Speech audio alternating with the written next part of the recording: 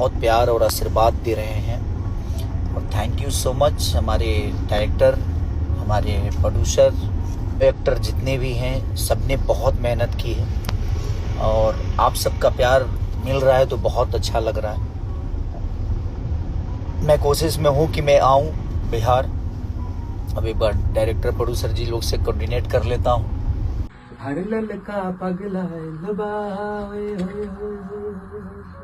College में model oil बा, हर ललका पगला बा।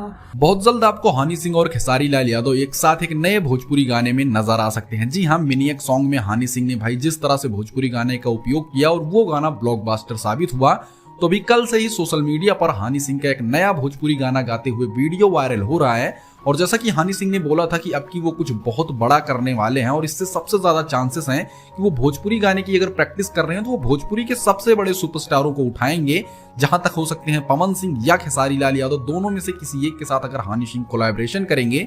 तो अगर आप एक बार सोच के देखिए कि खेसारी लाल यादव और हनी सिंह एक साथ भाई किसी वीडियो में है, उस गाने का लेवल क्या होगा। खैर दोस्तों, आपका फेवरेट सिंगर कौन है? खेसारी लाल यादव भोजपुरी भाषा के सिंगर और या पंजाबी सिंगर हनी सिंह? आपका फेवरेट कौन है? कमेंट में जरूर बताइएगा।